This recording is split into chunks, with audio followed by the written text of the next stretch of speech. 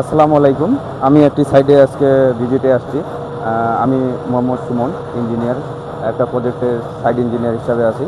তো এখানে একটা 10 তলা বিল্ডিং ফাউন্ডেশনের কাজ চলতেছে। তো বর্তমানে যে কাজটি চলতেছে যে এখানে মোটামুটি আমাগো ফাউন্ডেশনের কাজ শেষের দিকে, যে পাইল ক্যাপ শেষের দিকে। তো আমাদের এখন হচ্ছে গ্রেড বিমের কাজ শুরু হবে। তো গ্রেড বিমের কাজ করার আগে দেখলাম যে এখানে অনেকগুলো রড কাটা হয়েছে। তো এগুলো কিসের রড কাটা হয়েছে, মেজারমেন্ট ঠিক আছে কিনা, আমি সে বিষয়ে একটু চেক করব আর কি।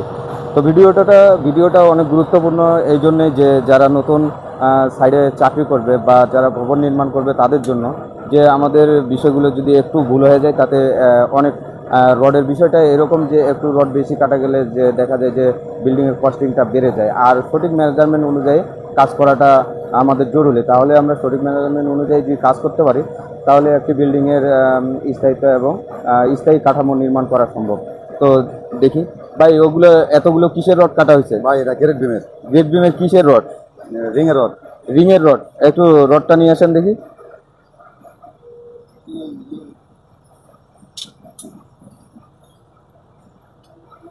গ্রেড বিমের সাইজ কত? সাইজ হলো 12-20। 12-20। তা আপনি রড কাটছেন কত? রড হলো 54। রড 54। তাহলে আপনার ক্লিয়ার কভার কত? 2 ইঞ্চি করে। চারপাশে 2 ইঞ্চি করে। চারপাশে যদি 2 ইঞ্চি করা হয় তাহলে 54। আপনি একটু 54 আছে কিনা দেখেন।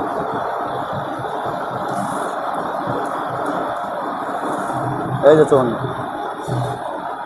তো 54 ইঞ্চি করে কাটিং বার যে রডটা কাটছে এটা হচ্ছে 54 ইঞ্চি করে কাটা হয়েছে। তো 54 ইঞ্চি যে সঠিক মেজারমেন্ট ঠিক আছে কিনা আমি এটা প্র্যাকটিক্যালি দেখানোর চেষ্টা করব। আমি আসলে অনেক আগে হিসাব করে রাখছিলাম যে 54 ইঞ্চি হবে। তো আমি আপনাদের উদ্দেশ্যে দেখানোর চেষ্টা করব, যদি এখানে একটু দেখাও। তো আমাদের হচ্ছে 20 আর হচ্ছে 12, 20 আর 12 হচ্ছে আমার হচ্ছে গ্রেড বিম সাইজ। তাহলে যদি আমি রিংয়ের হিসাবটা করি সেক্ষেত্রে হচ্ছে যদি আমি 20 সাইজ 20, তো হচ্ছে 20 ইঞ্চি। আমার 20 ইঞ্চি দুই এইখানে যেমন হচ্ছে 20 ইঞ্চি, এইখান থেকে এখানে 2টা রড। তো এইখানে যদি আমি 2 ইঞ্চি বাদ দিই, এখান থেকে কাভারিং 2 ইঞ্চি এখানে বাদ দিই, এখানে বাদ দিই, তাহলে কত থাকতেছে? 2 × 2, তাহলে থাকছে 16। তো আবার এই পাশেরটা যদি আমি হিসাব করি যে এখানে 2 বাদ, এই যে 2 আর এখানে 2 ইঞ্চি কভারিং, আবার 20, 2 × 2 হচ্ছে 16। তার মানে হচ্ছে 16, 16, 32। এটা ক্যালকুলেশন করার দরকার নাই। যদি এক পাশের একটা 16 থাকে তো অপর পাশে এটা অটোমেটিকলি 16 হয়ে যায়। তারপর হচ্ছে আমার এই পাশে আছে হচ্ছে 12 ইঞ্চি, তাহলে 12। তাহলে আমি যদি দুই সাইডে ক্লিয়ার কভার বাদ দিই, 2 ইঞ্চি × 2 থাকে কত? থাকে হচ্ছে 8 ইঞ্চি। আবার হচ্ছে 12 ইঞ্চি, 2 ইঞ্চি/2 থাকে হচ্ছে 8 ইঞ্চি। টোটাল যদি আমি এখন গুণ করি তাহলে আমার থাকে হচ্ছে 48 ইঞ্চি।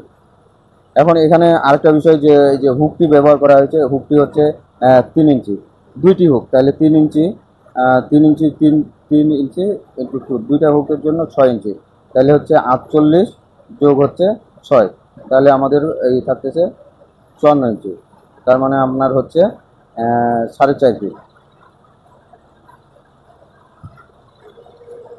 তো এই যে ক্যালকুলেশনটা হয়তো অনেকে নতুন সাইডে আসবে, তো দেখা গেল যে তাদের হিসাবে যদি আমার ভিডিওটা দেখে হয়তো অনেকেই উপকৃত হবে। যে রিংয়ের মাপ অনেক গরমিল করে ফেলে, দেখা যায় যে কলাম সাইজ ঠিক থাকে না, বা রডের পরিমাণ বেশি লাগায় বা কম লাগায়।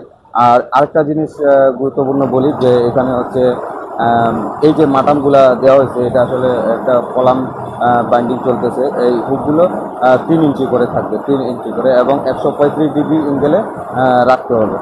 তো ধন্যবাদ সবাইকে। আশা করি যদি ভিডিওটা সবার ভালো লাগে আমার চ্যানেলটি সাবস্ক্রাইব করে দেবেন এবং লাইক, কমেন্ট, শেয়ার করবেন।